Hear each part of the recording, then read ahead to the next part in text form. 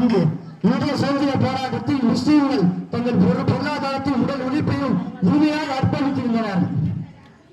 இந்தியாவின் தந்தை என்று அழைக்கப்படும் மகாத்மா காந்தியடிகள் தனது சுயசரிதியான சக்திய சோதனை விடுதலை போராட்டத்தில் தனக்கு உறுதுணையாக இருந்த ஆதம் சவேரி சகோதரர்கள் அன்றைய தேதிக்கு சுமார் 150 கோடி சொத்துக்களை சுதந்திர பணிக்காக இழந்திருந்தனர். ஆங்கிலேயர்களுக்கு நாட்டை ஆறு முன்ன வந்துவிட்டதை முதல் கணித்து அவர்கள் எதிர்த்தவர் வங்காளத்தை ஆண்ட சிராஜ் தௌலா. நேதாஜி வென்று போற்றும் அளவு அதிகப்படியான பொருளாதாரத்தை இஸ்லாமிய வணிகர்கள் சுதந்திரத்திற்காக அளித்தனர். சுதந்திர இந்தியாவின் தேசிய கொடியை முதலில் வடிவமைத்தவர் சுனியா தியாப்ஜி. தென்னிந்தியாவை அடிப்படையாக கொண்ட மைசூர் அரசின் ஒரு ஆட்சியாளர் திப்பு சுல்தான் ஆவார்.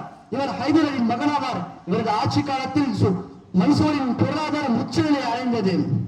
இவர் தன் தந்தை வழியில் போராடி ஆங்கிலேயர்களை எதிர்த்தவர். ஆங்கிலேயர்களுக்கு எதிராக ஏவுகணையை பயன்படுத்திய முதல் ஆட்சியாளர்கள் ஒருவராக இவர் கருதப்படுகிறார். மௌலானா ஆசாத் என்று பிரபலமாக கூறப்படும் மௌலானா அபுல் கலாம் ஆசாத் அவர்கள் சுதந்திர இந்தியாவின் முதல் கல்வி அமைச்சர் ஆவார். இவர் இந்தியாவில் உள்ள 16 வயதிலான குழந்தைகளின் இலவச கல்வி உரிமைகளுக்காக போராடினார். இவர்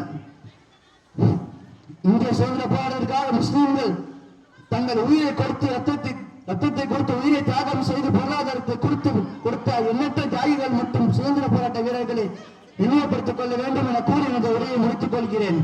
ஜஸாக்கல்லாஹு கைரன் கஸீரா. அஸ்ஸலாமு அலைக்கும் வரஹ்மத்துல்லாஹி வபரகாத்துஹு.